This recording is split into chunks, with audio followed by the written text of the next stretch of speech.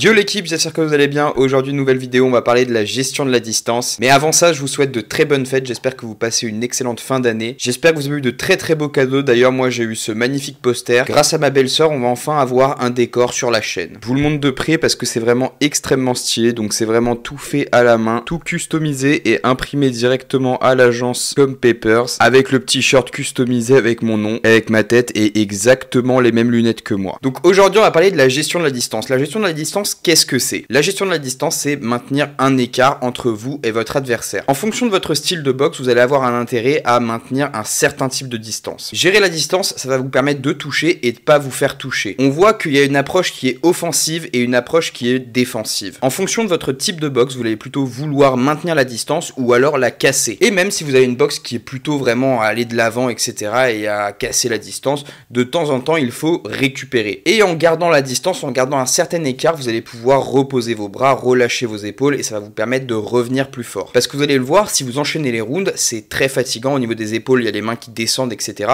Et si on garde tout le temps la garde bien haute, c'est très difficile d'arriver au bout avec les mains hautes. Donc il faut profiter de chaque petite opportunité pour relâcher les mains et récupérer petit à petit. Et ça peut se faire qu'avec une bonne gestion de la distance. Il faut se mettre dans une zone de sécurité pour être sûr qu'on va pas prendre de coups. Maintenant, on va voir comment justement prendre cette distance, comment savoir quand on est à la bonne distance. Déjà, l'indicateur principal, c'est votre bras avant. Si vous touchez avec le bras avant, vous savez que vous êtes à distance de frappe. Le moyen mémotechnique, c'est je touche avec le bras avant, je peux toucher avec le bras arrière. Pour ceux qui débutent, vous pouvez vous mettre devant un sac, par exemple, vous faites le test. Si vous faites bien la rotation de la hanche sur le bras arrière, vous allez toucher parce que vous allez gagner vraiment ce petit peu de distance qui va vous permettre de toucher directement le sac. Et c'est comme ça aussi que vous pouvez voir si vous faites le bon transfert du poids de corps sur le direct. Si vous frappez juste avec le bras, vous allez être court. Alors que si vous frappez avec l'ensemble de la hanche, si vous donnez tout le poids de corps, là vous allez impacter vraiment de plus loin. Quoi qu'il en soit, on voit vraiment l'intérêt du bras avant et surtout l'intérêt de pas forcément tout le temps le donner de manière puissante. Le fait de donner des petits bras avant de temps en temps, ça peut permettre simplement de prendre la distance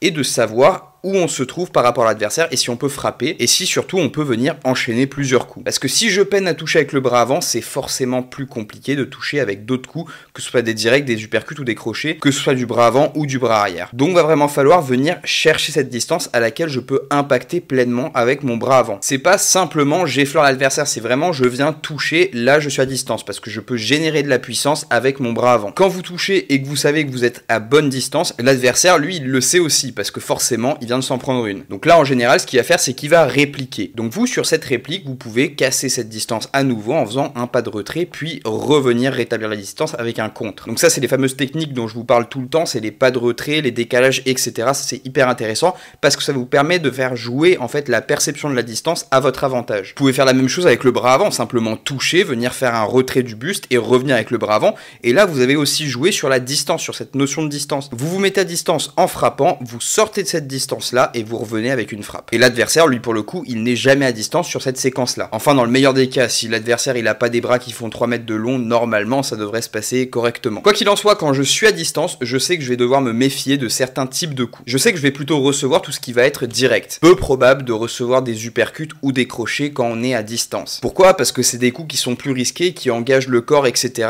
Et forcément un déséquilibre arrive très rapidement sur un crochet ou sur un uppercut qu'on rate. C'est pas le cas pour un direct puisqu'on prend beaucoup moins de risques et on prend encore moins de risques avec le direct du bras avant. Je veux dire le direct du bras avant, ça engage rien du tout, vous engagez quasiment pas de poids de corps. À part que si vous avancez sur le coup et si c'est un power jab, là ça implique quand même une certaine puissance. Le bras arrière quand vous allez faire la rotation, ça va être beaucoup plus dur de toucher, ça va être beaucoup plus dur de revenir, c'est beaucoup plus lent et vous risquez de vous faire contrer. Alors que le bras avant, pas du tout, vous pouvez spammer le bras avant, il n'y a pas de souci. Quoi qu'il en soit, quand on est à distance, on va pouvoir rentrer et sortir de la fameuse zone de frappe. Ça va nous permettre d'avoir une défense qui est simplement le fait d'avancer et reculer. Si j'avance, je mets dans la zone de frappe, donc je peux donner mes coups, et si je recule, je sors de la zone de frappe. Donc à partir du moment où la limite de la zone de frappe est assez mince, bah il y a simplement à reculer en arrière pour plus prendre les coups. Et il y a beaucoup de boxeurs qui vont pas forcément se prendre la tête, ils voient que l'adversaire enchaîne, eux ils reculent simplement avec les mains hautes. Et les coups ils passent dans le vide et il n'y a pas de souci. Ça c'est aussi une manière de mettre dans le vent l'adversaire et se défendre soi-même sans forcément utiliser beaucoup d'énergie. Parce que concrètement, la seule chose qu'on fait c'est reculer. D'ailleurs c'est pour ça que le ring va venir délimiter un espace parce que sinon ce serait trop facile. Toi tu ferais que reculer et l'adversaire il te bloquerait jamais. Alors qu'avec la notion de ring, bah il y a d'autres facteurs qui rentrent en compte. Et ça donne la chance aux adversaires qui sont un petit peu plus petits quand même de s'en sortir. C'est pour ça, petit tips, quand vous faites des sparring avec des potes, délimitez bien la zone, parce que s'ils sont plus grands, ils vont pas du tout hésiter à mettre en avant leur avantage de taille et à vous tenir à distance. Tu t'entraînes sur un terrain de foot, tu peux facilement faire le tour du terrain de foot et jamais trouver l'adversaire. Inversement, quand je suis au corps à corps, je m'attends plutôt à recevoir des crochets et des uppercuts. C'est plutôt logique. C'est les coups qui sont les plus simples à mettre à mi-distance. Avec des directs, c'est plus compliqué de déplier concrètement les bras, même si oui, vous pouvez faire des décalages et remiser avec des directs, ça fonctionne très très bien, mais c'est un petit peu plus technique. En bref, dans cette zone, c'est vraiment ce que j'appelle la zone de tous les dangers, puisque tous les coups peuvent potentiellement vous toucher. Donc là, il faut faire attention à tout et il faut être très très bon sur les blocages. Dans cette zone, c'est plus difficile de sortir de la zone de frappe, parce qu'il y a plus de temps pour se mettre en sécurité. Vous, par exemple, si vous êtes vraiment collé à votre adversaire et vous reculez en ligne droite vers l'arrière, les mains hautes,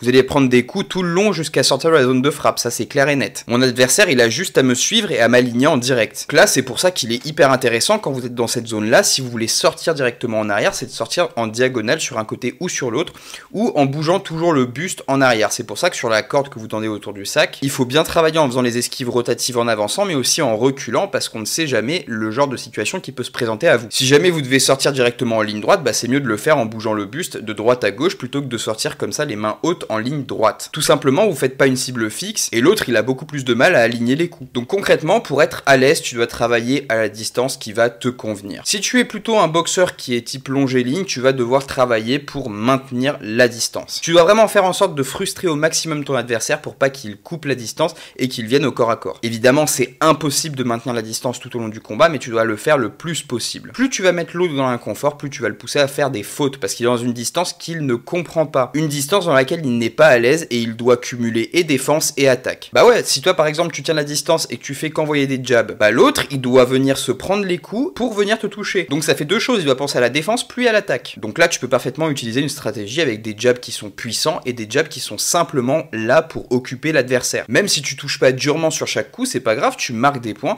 et plus important encore, tu viens occuper ton adversaire, tu viens le faire travailler sur sa défense. Si tu mets pas de jab, si tu mets pas de bras avant, si tu essayes pas de l'aligner avec des directs, forcément il va casser la distance très très rapidement. Et si toi tu l'empêches pas vraiment de venir sur toi, en fait il va juste penser à l'attaque et il va être extrêmement à l'aise. Donc c'est à toi de vraiment de venir combiner les directs etc, puis les déplacements pour toujours mettre dans le vent l'adversaire, le frustrer et le miner petit à petit. Je le sais parce que mon style de boxe c'était exactement ça, c'était corps à corps, esquiver etc, rentrer, venir couper la distance et travailler. Et quand j'arrivais pas à toucher, j'arrivais pas à cadrer, j'arrivais pas à enchaîner les coups, j'étais très frustré, je faisais beaucoup d'erreurs. Donc en fait le grand il va avoir une tension qui est continue de garder cette distance, mais ça va payer. Il faut pas se dire ok je travaille pas, je fais pas mal, non, c'est très efficace, c'est psychologiquement très très chiant. Peut-être qu'au niveau du combat ça donne un combat qui est pas forcément hyper engagé etc, mais psychologiquement je peux vous dire que c'est très très chiant. Après il faut avoir la capacité de le faire sur le maximum de rounds possible, parce que sur un combat amateur c'est assez facile, c'est 3 rounds. Par contre sur un combat pro c'est plus long, et bouger avec aisance sur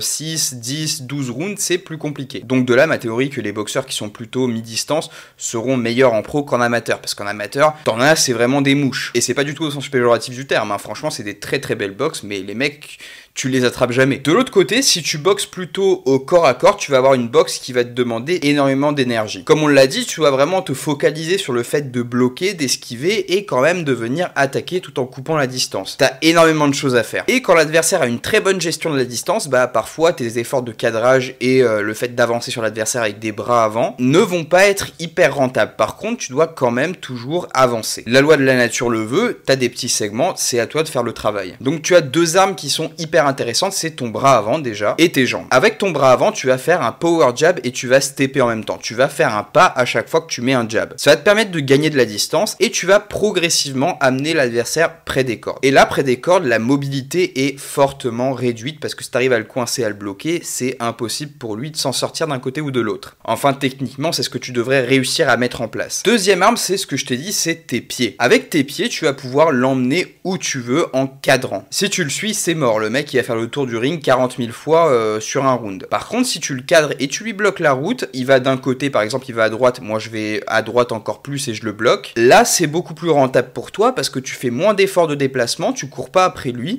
et tu lui bloques la route. Donc il n'y a que dans ces moments-là que tu vas réussir à travailler et à être à l'aise. Bon, t'as aussi le cas où le mec est grand et il accepte la guerre. Donc là, bon, t'as pas grand-chose à faire à part échanger des coups. Avec intelligence toutefois. Mais bref, Bref, voilà, c'était pour moi les deux styles de boxe qu'on pouvait développer et la gestion de la distance qu'on devait avoir vis-à-vis de ces styles de boxe précis. Vous voyez que la physionomie du truc, c'est pas du tout la même si on se place d'un côté ou de l'autre. Et pour finir la vidéo, j'ai quelques petites techniques qui sont sympas pour travailler la distance. Je les ai fait ce matin, c'est vraiment hyper intéressant, ça se fait au sac. Vous prenez un élastique, vous entourez le sac avec et vous vous entourez aussi. Vous allez être d'une certaine manière lié au sac, vous allez être très très près du sac. Ça va vous permettre deux choses. D'une part, vous allez devoir travailler avec des coups pour maintenir une certaine distance, pour pas que le sac arrive sur vous. Donc musculairement parlant au niveau des épaules, c'est un travail qui est hyper taxant, c'est très très dur. Ça pour le mec qui tient la distance, c'est pour moi excellent parce que à mon avis, la fatigue que tu prends sur le bras, sur l'épaule, quand tu tiens un mec 3, 4, 5, 6 rounds, c'est énorme. Donc le meilleur moyen de le travailler, c'est ça. C'est vraiment d'avoir cette résistance, ce sac qui vient appuyer contre ton poing et qui vient petit à petit te fatiguer. Là, tu vas vraiment bien travailler. Ton challenge, c'est d'éviter que l'écart se réduise entre toi et le sac. Au bout d'un moment, le sac, il va réussir à venir se coller un peu à toi. Et là, en fait, ça simule ce qui se passe en combat parce que tu peux pas tenir la distance de manière indéfinie. Au bout d'un moment, le mec, il arrive quand même à casser la distance, que ce soit en se jetant ou quoi que ce soit, il arrive à se coller à toi. Et là, tu vas devoir travailler. Donc, en étant collé au sac, tu te retrouves dans des positions qui sont pas forcément hyper agréables. Tu te retrouves dans des endroits incongrus, un peu bousculés, un peu collés. Tu vas te faire bloquer, tu vas te faire pousser, tu vas te faire bouger, etc. Et là, c'est là où il faut travailler avec toutes les combinaisons que tu peux utiliser et essayer de placer tes coups dans des recoins comme sous le coude, etc., au milieu de la garde, dans la cheminée, etc., etc. Pour moi, le corps à corps, j'adore ça parce que tu peux trouver toutes les failles, tous les trous. Donc à mon sens, cette technique, c'est hyper intéressant que ce soit pour l'un ou pour l'autre. L'élastique pour le boxeur corps à corps, c'est très intéressant aussi parce qu'il va créer la proximité qu'il recherche et il va aussi créer un mouvement. Le boxeur adverse, il va pas forcément accepter le combat, donc il va tout le temps être en mouvement en face de toi. Donc il faut réussir à tout le temps cadrer et à tout le temps être dans l'axe pour délivrer des coups. Et pour moi, la technique de l'élastique, c'est parfait parce qu'on va avoir vraiment un mouvement qui est continu et qui évolue en fait en fonction de ce que nous on fait. Et après, pour travailler cette notion de distance, pour moi, évidemment, le mieux, c'est tout ce qui va être travail à thème avec un partenaire de boxe. Vous allez par exemple dire le boxeur A, il va faire que de l'attaque et le boxeur B, il va faire que de la défense. Ou alors le boxeur A, il fait par exemple que des directs et le boxeur B, il fait que des contres. Et en fait, ça va dessiner un truc comme quoi, il y en a un qui va avancer et l'autre qui va reculer avec des contres. Ça, c'est hyper intéressant et ça fait travailler aussi le coup d'œil et le fait de voir venir les coups, d'anticiper les coups, etc. Tout ça, c'est très bien, c'est excellent et ça fait vraiment des mises en situation hyper réelles. Donc voilà, pour moi, c'est tout ce que je pouvais voir autour de la gestion de la distance. J'espère que la vidéo vous a plu. Si c'est le cas, n'oubliez pas de vous abonner, de mettre un pouce bleu. C'est la dernière vidéo de l'année, donc je profite de ça pour vous souhaiter une excellente nouvelle année. Profitez de la famille et on se retrouve en 2023. Ciao, ciao.